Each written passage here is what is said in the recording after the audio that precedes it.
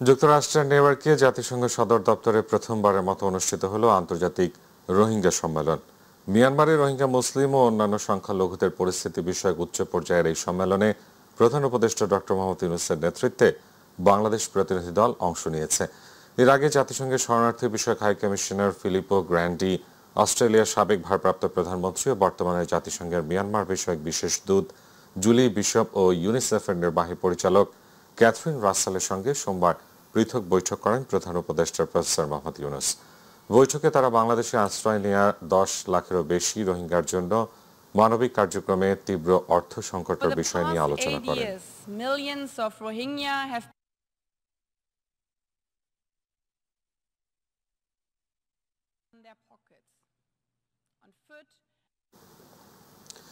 বাংলাদেশে চলমান গণতান্ত্রিক উত্তরণ ও সংস্কার কর্মসূচির প্রতি পূর্ণ সমর্থন ও সংহতি প্রকাশ করেছেন জাতিসংঘ মহাসচিব অ্যান্তোনিও গুতেরেস।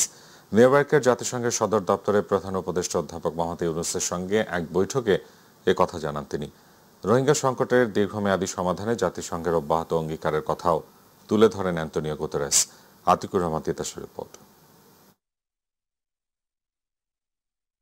বাংলাদেশের চলমান গণতান্ত্রিক উত্তরণ ও সংস্কার কর্মসূচির প্রতি পূর্ণ সমর্থন ও সংহতি প্রকাশ করেছেন জাতিসংঘ মহাসচিব অ্যান্তোনিও গুতেরেস। নিউ ইয়র্কের জাতিসংঘের সদর দপ্তরে প্রধান উপদেষ্টা অধ্যাপক মোহাম্মদ ইউনূসের সঙ্গে এক বৈঠকে কথা জানান তিনি। প্রধান উপদেষ্টা জাতিসংঘ মহাসচিবকে জানান, অন্তর্বর্তী সরকার ইতোমধ্যে যে সংস্কারমুখী পদক্ষেপ নিয়েছে তা একটি অবাধ, সুষ্ঠু ও শান্তিপূর্ণ নির্বাচন নিশ্চিত করার লক্ষ্যেই নেওয়া হয়েছে। তিনি আরও জানান, ক্ষমতাচ্যুত সরকার ও তাদের মিত্ররা দেশে অস্থিরতা সৃষ্টির জন্য বিভ্রান্তিকর প্রচার চালাচ্ছে। জবাবে গুতেরেস বাংলাদেশের গণতান্ত্রিক উত্তরণ ও সংস্কার কর্মসূচিতে জাতিসংঘের জোরালো সমর্থন পুনর্ব্যক্ত করেন। এদিকে ইউনিসেফের নির্বাহী পরিচালক ক্যাথরিন রাসেল প্রধান উপদেষ্টা ডক্টর মোহাম্মদ ইউনূসের সঙ্গে সাক্ষাৎ করেছেন। তাদের আলোচনার কেন্দ্রবিন্দু ছিল চলমান রোহিঙ্গা সংকট, বিশেষ করে বাংলাদেশে আশ্রয় নেওয়া 10 লাখেরও বেশি শরণার্থীর জন্য মানবিক কার্যক্রমের ওপর তীব্র তহবিল ঘাটতি। এছাড়া মিয়ানমার বিষয়ক মহাসচিবের বিশেষ দূত জুলি বিশপ প্রধান উপদেষ্টার সঙ্গে বৈঠক করেছেন। বৈঠকে রোহিঙ্গা সংকটের নানা দিক নিয়ে আলোচনা হয়। নিউ ইয়র্কের একটি হোটেলে প্রধান উপদেষ্টার সঙ্গে বৈঠক করেছেন রবার্ট এফ কেনেডি মানবাধিকার সংস্থার সভাপতি কেরি কেনেডির নেতৃত্বে শীর্ষ মানবাধিকার প্রতিনিধি দল। এ সময় প্রধান উপদেষ্টা অধ্যাপক মোহাম্মদ ইউনূস বলেন, কিছু আন্তর্জাতিক মহল নির্বাচনী প্রক্রিয়ায় বাধা সৃষ্টির চেষ্টা করছিল। বৈঠকে বিভিন্ন দেশের মানবাধিকার ও সামাজিক ন্যায় প্রতিষ্ঠার কাজ করা ব্যক্তিরা উপস্থিত ছিলেন। পরে প্রধান উপদেষ্টার প্রেস উইং ব্রিফিংয়ে বৈঠকগুলো সম্পর্কে গণমাধ্যমকে বিস্তারিত জানান। উনি ওনাদেরকে আহ্বান করেছেন যাতে হিউম্যান রাইটস যারা অ্যাক্টিভিস্ট বা যারা গ্রুপগুলো আছে তারা জন্য বাংলাদেশে আরও ভিজিট করে। বিশেষ করে সামনের মাসগুলো খুব ক্রুশিয়াল, এই সময় তাদের ভিজিটটা উনি ওয়েলকাম করছেন। উনি ইউএন সেক্রেটারি জেনারেলের সাপোর্ট চেয়েছেন আগামী ইলেকশন, এই ফেব্রুয়ারি প্রথমার্ধে যে জেনারেল ইলেকশন হচ্ছে সেই বিষয়ে, এবং সেক্রেটারি জেনারেল অকুণ্ঠ চিত্তে জানিয়েছেন যে তারা বাংলাদেশের এই ডেমোক্রেটিক যে ট্রানজিশনে ফুললি তারা সাপোর্ট করছেন।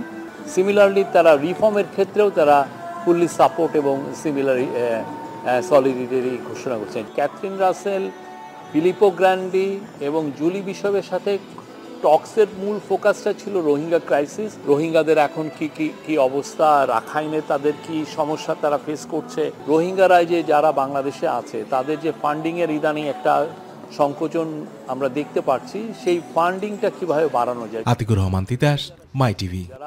ক্যাম্পে বড় হচ্ছে। দেশের মানুষ এখন নির্বাচনমুখী, আর যারা ভোট বাধাগ্রস্ত করতে চায় জনগণ তাদের চিহ্নিত করবে বলে মন্তব্য করেছেন বিএনপির স্থায়ী কমিটির সদস্য সালাউদ্দিন আহমেদ। জিয়া উদ্যানে ওলামা দলের প্রতিষ্ঠা বার্ষিকী উপলক্ষে দলের প্রতিষ্ঠাতা জিয়াউর রহমানের সমাধিতে শ্রদ্ধা জানানো শেষে কথা বলেন তিনি। সালাউদ্দিন আহমেদ জানান, ধর্মের ভিত্তিতে রাজনীতিতে বিভাজন চায় না বিএনপি, সব ধর্ম ও বর্ণের সমন্বয়ে রাজনীতি করে বিএনপি। এ সময় সব রাজনৈতিক দলকে বিভক্তি দূর করে একসাথে কাজ করার আহ্বান জানান। বাংলাদেশের জনগণ এখন ঐক্যবদ্ধ। গণ অভ্যুত্থান পরবর্তী পরিস্থিতিতে বাংলাদেশের জনগণ সংকল্পবদ্ধ। এদেশের গণতন্ত্র উত্তরণের পথে যারাই বাধা সৃষ্টি করবে এবং কোনো রকমের ষড়যন্ত্র করবে, সে দেশি হোক বিদেশি হোক, তাদেরকে তারা প্রতিহত করবে। আমরা পিআর মানে মনে করি পাবলিক রিলেশন, আমরা পিআর মানে মনে করি জনসংযোগ। এখন সবাই জনসংযোগে আছে, সেই পিআরে আমরা বিশ্বাস করি। যারা প্রপোর্শনাল রিপ্রেজেন্টেশন মানে পার্মানেন্ট রেস্টলেসনেস প্রতিষ্ঠা করতে চায় তারা সফল হবে না। পিআর পদ্ধতিতে নির্বাচন এবং জুলাই ঘোষণাপত্রের আইনি ভিত্তি ও বাস্তবায়ন সহ 5 দফা দাবিতে ফের রাজপথে কর্মসূচি দিয়েছে বাংলাদেশ জামায়াতে ইসলামী। এর অংশ হিসেবে 1 থেকে 12 অক্টোবর পর্যন্ত গণসংযোগ, গণমিছিল সহ বিভিন্ন কর্মসূচি পালন করবে দলটি। দুপুরে রাজধানীর আল ফালাহ মিলনায়তনে এক সংবাদ সম্মেলনে দলের সেক্রেটারি জেনারেল মিয়া গোলাম পরওয়ার এই কর্মসূচি ঘোষণা করেন।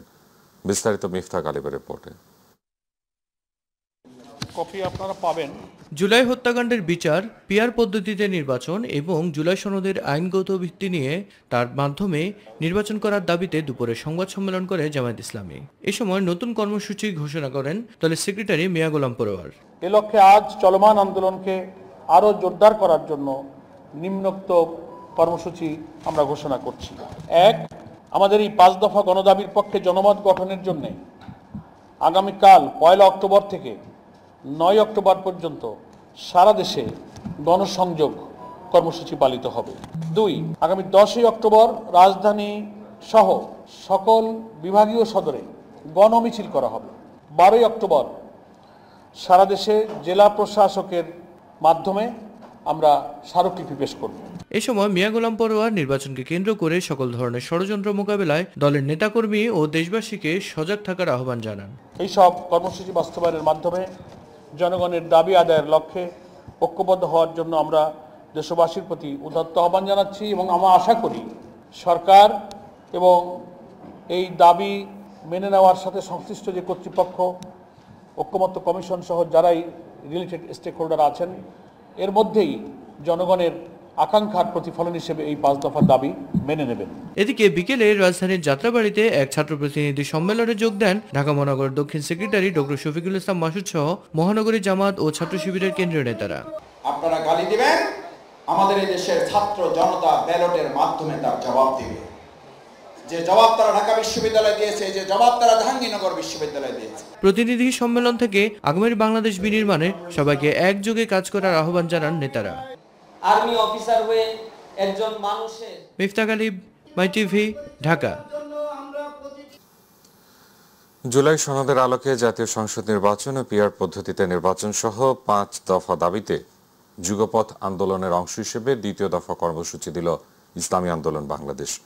কর্মসূচির মধ্যে রয়েছে 1 থেকে 9 অক্টোবর জনমত গঠনের লক্ষ্যে দেশব্যাপী গণসংযোগ, 10 অক্টোবর ঢাকায় ও বিভাগীয় শহরে গণমিছিল এবং 12 অক্টোবর জেলা প্রশাসকের কাছে স্মারকলিপি প্রদান। ইসলামী আন্দোলনের কেন্দ্রীয় কার্যালয়ে সংবাদ সম্মেলনে এই কর্মসূচি ঘোষণা দেন দলটির মহাসচিব মাওলানা ইউনুস আহমদ। দুর্গাপূজার কারণে সমাবেশ সহ রাজপথের কর্মসূচি রাখা হয়নি বলে জানান তিনি। জাতিসংঘের 3টি দলের প্রতিনিধিকে নিয়ে যাওয়ায় সরকারের নিরপেক্ষতা ক্ষুণ্ণ হয়েছে অভিযোগ করে আগামী নির্বাচনে এটার প্রভাব পড়তে পারে বলে আশঙ্কা জানান ইসলামী আন্দোলনের সিনিয়র যুগ্ম মহাসচিব ও মুখপাত্র গাজী আতাউর রহমান।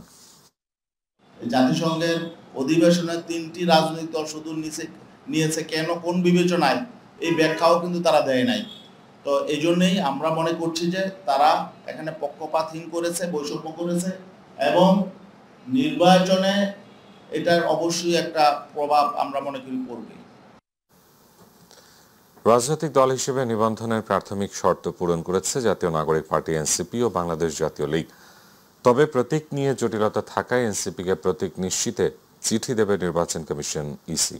বিকেলে সাংবাদিকদের সঙ্গে আলাপকালে কথা জানান ইসির সিনিয়র সচিব আখতার আহমেদ। তিনি বলেন, রাজনৈতিক দল হিসেবে নিবন্ধন পেতে 143টি দল আবেদন করেছিল, সেখান থেকে প্রাথমিক পর্যায়ে 22টি বাছাই করা হয়েছে। অনুসন্ধান শেষে এনসিপি ও জাতীয় লীগ প্রাথমিকভাবে শর্ত পূরণ করেছে। বাংলাদেশ জাতীয় লীগ যে প্রতীক চেয়েছে তা ঠিক আছে, তবে এনসিপির প্রতীক নিয়ে জটিলতা থাকায় দলটির কাছে প্রতীক নিশ্চিতে চিঠি পাঠানো হবে। তিনি আরো বলেন, 3টি দল ইসির পর্যবেক্ষণে রয়েছে। দলগুলো হলো বাংলাদেশ আম জনগণ পার্টি, জাতীয় জনতা পার্টি ও জাসদ শাহজাহান সিরাজ। ক্ষমতায় টিকে থাকতে গুম, খুন ও নির্যাতনের সংস্কৃতি চালু করে আওয়ামী লীগ সরকার, সেই ক্ষোভের প্রভাব ছিল 24-এর গণ আন্দোলন। আন্তর্জাতিক অপরাধ ট্রাইব্যুনালে শেখ হাসিনা সহ 3 জনের বিরুদ্ধে মানবতা বিরোধী অপরাধের মামলায় 3য় দিনে জবানবন্দিতে কথা জানান প্রধান তদন্ত কর্মকর্তা মোহাম্মদ আলমগীর। এই মামলায় শেষ সাক্ষী হিসেবে আজ তার সাক্ষ্য শেষ হলো। আগামী সোমবার তাকে জেরা করবেন আসামি পক্ষের আইনজীবী। এস এম আরিফের রিপোর্ট। হত্যা, জখম, জুলাই আগস্টে ছাত্র জনতার আন্দোলন দমাতে 50টি জেলায় মারণাস্ত্র ব্যবহার করা হয় আর 41 জেলার 438টি স্পটে সংগঠিত করা হয় হত্যাকাণ্ড। এমন তথ্য উঠে এসেছে সাবেক প্রধানমন্ত্রী শেখ হাসিনা সহ 3 জনের বিরুদ্ধে মানবতা বিরোধী অপরাধের মামলার মূল তদন্তকারী কর্মকর্তা মোহাম্মদ আলমগীরের তৃতীয় দিনের সাক্ষ্যে। 50টি জেলার বেশি জেলাতে মারণাস্ত্র ব্যবহার করা হয়েছে, গুলি করা হয়েছে আন্দোলন দমনে। সারা দেশের 41টা ডিস্ট্রিক্টের 438টা স্পটে গুলি করে মানুষ হত্যা করা হয়েছে। যেই বক্তব্য তদন্তকারী কর্মকর্তা আজকে তার বক্তব্যের শুরুতে দিয়েছেন।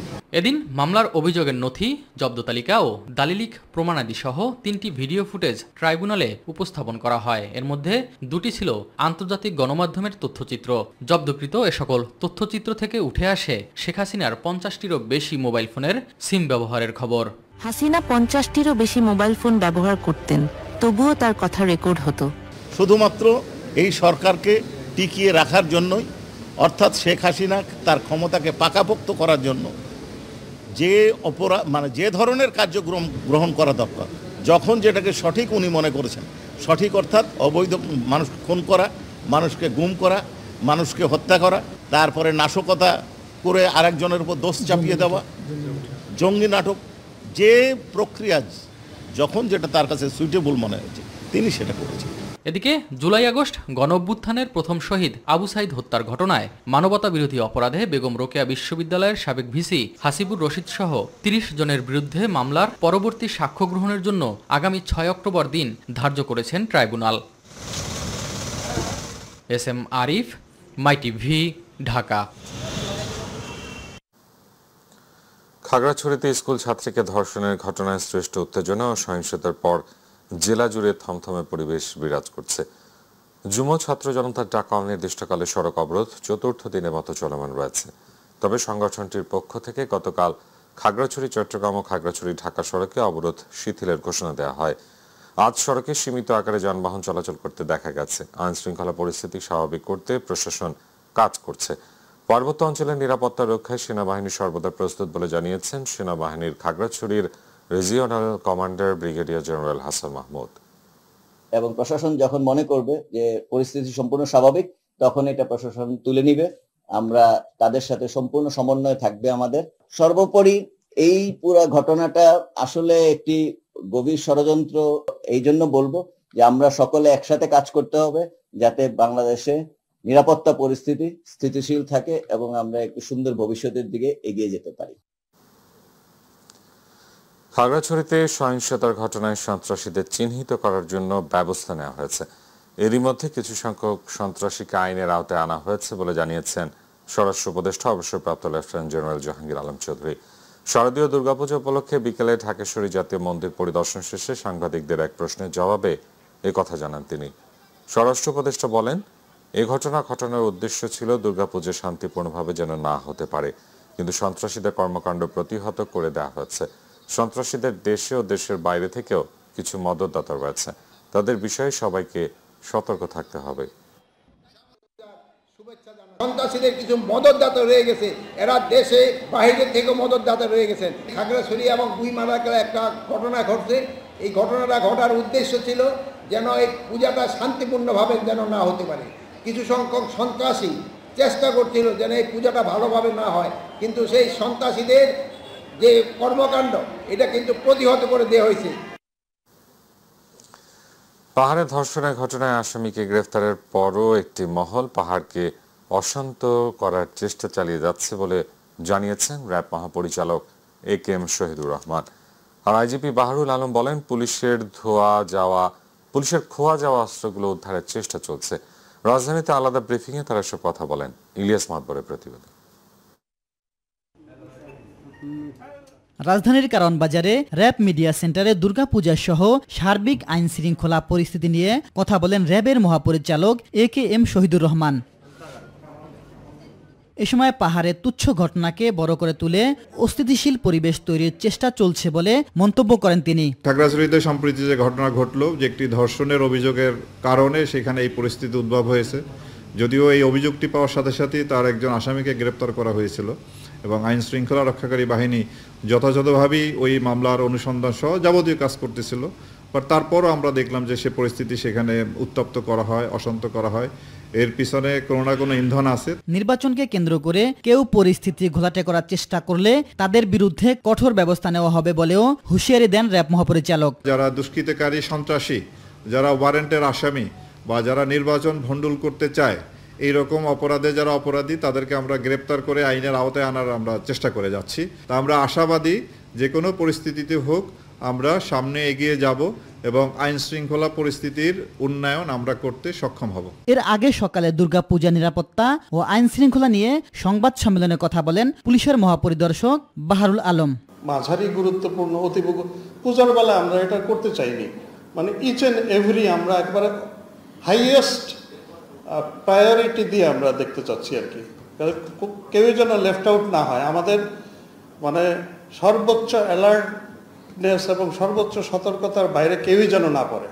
নট ইভেন দিয়ে একেবারে রিমোট যে পূজা মণ্ডপ গহীন গ্রামে, তাকেও আমরা চাচ্ছি, আমরা ইকুয়ালি গুরুত্বপূর্ণ বিবেচনা করছি। আমরা এখানে আসলে কোনো চান্স দিতে চাই না কাউকে। ইলিয়াস মাতবর, মাই টিভি, ঢাকা। শারদীয় দুর্গোৎসবের মহাষ্টমী আজ বেলা 11টায় রাজধানীর রামকৃষ্ণ মিশনে শুরু হয় মূল আয়োজন কুমারী পূজা। বহু ভক্ত মণ্ডপে উপস্থিত হয়ে অংশ নেন দেবী দুর্গার আরাধনা ও দর্শনে। দুপুর 12টায় পূজা শেষ হয়। পূজার শুরুতেই মন্ত্র পাঠ ও প্রার্থনা করা হয়। পরে পঞ্চ উপকরণে কুমারী দেবীকে আরাধনা করেন পুরোহিত ও ভক্তরা। পূজার ফাঁকে ঢাকঢোল, শঙ্খ, কাসর ও ঘণ্টাধ্বনিতে মুখর হয়ে ওঠে মণ্ডপগুলো। এরপর প্রসাদ বিতরণ করা হয়। আফজাল হোসেনের রিপোর্ট। শারদীয় দুর্গোৎসবের মহাষ্টমীর মূল আয়োজন কুমারী পূজা। রাজধানীর রামকৃষ্ণ মিশনে সকাল 11টায় কুমারী পূজা শুরু হয়। বহু ভক্ত মণ্ডপে উপস্থিত হয়ে অংশ নেন দেবী দুর্গার আরাধনা ও দর্শনে। পূজা শেষ হয় দুপুর 12টায়। এবার কুমারী হিসেবে নির্বাচিত হয়েছে 7 বছর বয়সের লাবণ্য চট্টোপাধ্যায়। শাস্ত্রমতে কুমারী দেবীর নাম রাখা হয়েছে মালিনী। পূজার শুরুতেই মন্ত্রপাঠ ও প্রার্থনা করা হয়। পরে পঞ্চ উপকরণে কুমারী দেবীকে আরাধনা করেন পুরোহিত ও ভক্তরা। মহাষ্টমীতে খুবই ভালো লাগছে, সবাই অনেক অনেক আনন্দ হচ্ছে। মহাষ্টমীর শুভেচ্ছা, আর সবাই ভালো থাকুক। এই বছর পূজা সবার খুব ভালো যাক। অষ্টমীর আবহে ঢাকঢোল, শঙ্খ, কাসর ও ঘণ্টা ধ্বনিতে মুখর হয়ে ওঠে মণ্ডপ। ভক্তরা ঘুরে ঘুরে উলুধ্বনি দেন। এরপর প্রসাদ বিতরণ করা হয়। দেশের অবস্থা ভালো হোক, এখন তো দেশের অবস্থা ভালো না, তো এটাই প্রার্থনা করি। আর পরিবারের সবাই ভালো থাকুক, মায়ের আগমনে সবাই যাতে মানে সবার ভালো হোক, এটাই প্রার্থনা। আমরা সবসময় চাই আমাদের মা যেন এইভাবে আসে, আমরা খুব 1 বছর অপেক্ষা করি আসার জন্য। মহাষ্টমী উপলক্ষে সন্ধ্যায় সন্ধি পূজা, পরে সমাপন, এরপরেই শুরু মহানবমীর আয়োজন। শারদীয় দুর্গাপূজা উপলক্ষে বাংলাদেশ নৌবাহিনীর দায়িত্বপ্রাপ্ত এলাকায় সার্বিক নিরাপত্তা ব্যবস্থা জোরদার করা হয়েছে। এর অংশ হিসেবে ঢাকা নৌ অঞ্চলের কমান্ডার রিয়ার অ্যাডমিরাল আব্দুল আল মাকসুস শাহিনবাগস্থ পূজা মণ্ডপ পরিদর্শন করেন। আমরা নিরাপত্তার টহল দল নিয়োজিত আছে। যদি 24 ঘন্টা এখানে উপস্থিত নাও থাকে, আশেপাশেই তারা অবস্থান করছে এবং নিয়মিত বিরতিতে তারা এখানে এসে উপস্থিত হন। আর এছাড়াও সিসিটিভি ক্যামেরার মাধ্যমে আমরা মনিটর করছি। শারদীয় দুর্গাপূজা উপলক্ষে রাজধানীর ধানমন্ডি ও আশেপাশের এলাকায় সর্বোচ্চ নিরাপত্তা নিশ্চিত করতে র‍্যাব 2 ব্যাপক প্রস্তুতি গ্রহণ করেছে। পূজা উৎসবকে নিয়ে যারা গুজব ছড়াবে তাদেরকে আইনের আওতায় এনে ব্যবস্থা নেওয়া হবে বলে জানান র‍্যাব 2 এর অধিনায়ক অতিরিক্ত ডিআইজি মোহাম্মদ খালিদুল হক হাওলাদার। এবারের এই পূজা উৎসবে আপনারা জানেন বাংলাদেশ র্যাপিড অ্যাকশন ব্যাটালিয়ন 4 স্তরের নিরাপত্তা ব্যবস্থা গ্রহণ করেছে। এবারের এই পূজা উৎসব যেন নির্বিঘ্নে আনন্দের সাথে ভক্তরা এবং এই অনুষ্ঠানের জন্য করতে পারেন, সার্বিক ব্যবস্থা গ্রহণ করা হয়েছে। আফজাল হোসেন, মাই টিভি, ঢাকা। দেশ থেকে পাচার হওয়া অর্থের একটি অংশ আগামী বছরের ফেব্রুয়ারি মাসের মধ্যে ফিরিয়ে আনা হবে বলে আশা প্রকাশ করেছেন অর্থ উপদেষ্টা ডক্টর সালেউদ্দিন আহমেদ। সকালে সচিবালয়ে অনুষ্ঠিত সরকারি ক্রয় সংক্রান্ত উপদেষ্টা পরিষদ কমিটির বৈঠক শেষে কথা জানান তিনি। অর্থ ফেরত আনার প্রক্রিয়ার অনেকটা অগ্রগতি হয়েছে জানিয়ে তিনি বলেন, নির্বাচিত সরকারের ধারাবাহিকতা রাখতে বাধ্য। আরও জানাচ্ছেন রাকিব হাসান। অর্থ উপদেষ্টা ডক্টর সালেউদ্দিন আহমেদের সভাপতিত্বে সচিবালয়ে অনুষ্ঠিত হয় সরকারি ক্রয় সংক্রান্ত উপদেষ্টা পরিষদের বৈঠক। বৈঠক শেষে অর্থ উপদেষ্টা জানান, উন্মুক্ত দরপত্রের মাধ্যমে বিদেশ থেকে চাল আমদানির অনুমোদন দিয়েছে সরকার। আমরা চাল আমদানির জন্য এটা প্রিন্সিপাল এগ্রি করেছি আতপ চালের জন্য, কারণ চালের স্টক আছে কিন্তু আমরা একটু আনসার্টেনটি আছে, আপনারা জানেন, তো এটা আমরা অলরেডি অ্যাপ্রুভ করেছি।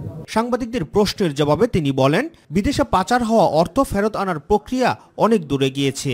টাকাটা যখন পাচার করে, যারা পাচার করে তাদের বুদ্ধি যদি জানে সব কীভাবে করতে হবে, কারণ ফাইন্যান্সিয়াল হিসেবেই করে, কিন্তু এটা আনতে হলে একটু সময় প্রসেসটা, তবে কিছু তো অগ্রসর হয়েছে, অনেক লিগাল ফার্মের সাথে আলোচনা করা হচ্ছে, তারপর অনেক এজেন্সির সাথে আলোচনা, অনেক দূর কিন্তু এগোচ্ছে, হয়তো ফেব্রুয়ারির মধ্যে কিছু হয়তো আসতে পারে, কিন্তু বাকিটুকু আমরা কিন্তু ওই ক্ষেত্রটা প্রস্তুত করি। এ সময় নিত্যপণ্যের দাম নিয়ে কিছুটা অসন্তোষ প্রকাশ করেন অর্থ উপদেষ্টা। বাজার ব্যবস্থা মোটামুটি চালের দাম তো একটু রিসেন্টলি কমেছে, কারণ চালের স্টকটা আছে, ভেজিটেবল এগুলো করছে, এগুলো কিন্তু কিছুটা সিজনের ব্যাপার, শীতের আগে একটু বর্ষার সময় একটু হয়। তবু আমি মনে করি বাজার যে মনসুন এবং বাজার যে মানে ব্যবসায়ীদের যে একটা ইসে আছে, পাইকারি এবং হোলসেল ব্যবসায়ী কিছুটা ওদের হাত আছে যে বাজার না কমে, এটার ব্যাপারে আমরা সর্বতভাবে একেবারে সাফল্য অর্জন করতে পারি না। এটা রাকিব হাসান, মাইটিভি, ঢাকা। বিজিবি সীমান্ত নিরাপত্তা ও আস্থার প্রতীক হবে বলে মন্তব্য করেছেন মহাপরিচালক মেজর জেনারেল গোলাম আশরাফুজ্জামান সিদ্দিকী। সকাল 10:30টার দিকে শ্যামনগর উপজেলার কৈখালী SR হাই স্কুল মাঠ প্রাঙ্গণে সুপেয় পানি প্রকল্প উদ্বোধন শেষে এমন মন্তব্য করেন তিনি। উপকূলে মানুষদের প্রাধান্য সমস্যা সুপেয় খাবার পানি সংকট। তাদের দাবি প্রেক্ষিতে বিজিবির পক্ষ থেকে 56 লাখ টাকা ব্যয়ে এ প্রকল্পটি হাতে নেওয়া হয়েছে। এটি বিজিবির মানবিক উদ্যোগ বলেও জানান তিনি।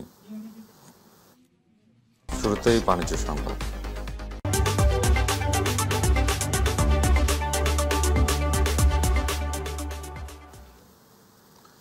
দেশের জনপ্রিয় অভিনেত্রী মাসুমা রহমান নাবিলা ও ভিট বাংলাদেশের মধ্যে একটি চুক্তি স্বাক্ষরিত হয়েছে। সম্প্রতি রাজধানী গুলশানে এই চুক্তি স্বাক্ষর কার্যক্রম অনুষ্ঠিত হয়। ভিট ডেপিলেশন ক্যাটাগরির লিডার হিসেবে বিগত 25 বছরের বেশি সময় ধরে কাজ করে যাচ্ছে। বাংলাদেশে স্কিন হাইজিন সচেতনতা বৃদ্ধিতে ও ব্যবসার প্রসার ঘটাতে ভিট বাংলাদেশের সকল কার্যক্রমের অ্যাম্বাসাডর হিসেবে কাজ করবেন অভিনেত্রী মাসুমা রহমান নাবিলা। চুক্তি স্বাক্ষর অনুষ্ঠানে বলেন, বিশ্বের অন্যতম বিশ্বস্ত ও জনপ্রিয় ব্র্যান্ডের সাথে কাজ করতে পারাটা বেশ সৌভাগ্যের। ভিট 25 বছরেও বেশি সময় ধরে বাংলাদেশের হাজারো নারীদের আত্মবিশ্বাসী হওয়ার এবং এগিয়ে যাওয়ার জন্য যে কাজ করে যাচ্ছে তা সত্যি প্রশংসনীয়।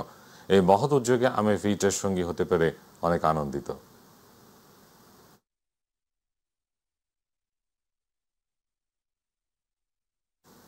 এবারে প্রবাসের খবর।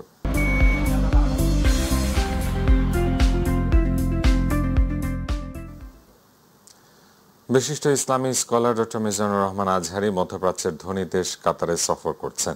সেখানে তিনি বিভিন্ন মসজিদ ও মুসলিম কমিউনিটিতে কর্মসূচি পালন করছেন। কাতারে 1 সপ্তাহ অবস্থানকালে তিনি কাতার আওকাফ ও ধর্ম মন্ত্রণালয় আয়োজিত বিভিন্ন ওয়াজ মাহফিলে অংশ নেন। সব ওয়াজ মাহফিল অনুষ্ঠিত হয় ঈশার নামাজের পর, যেখানে হাজার হাজার প্রবাসী বাংলাদেশি অংশগ্রহণ করেন। মাহফিল শেষে ডক্টর মিজানুর রহমান আজহারি কাতার সরকারের আওকাফ ও ইসলামিক বিষয়ক মন্ত্রণালয় এবং সংশ্লিষ্ট আয়োজকদের প্রতি কৃতজ্ঞতা প্রকাশ করেন। পাশাপাশি তিনি বাংলাদেশ মুসলিম কমিউনিটি কাতারের জন্য দোয়া করেন এবং প্রবাসীদের বিভিন্ন অনুষ্ঠান ও মাহফিলে অংশগ্রহণ করেন।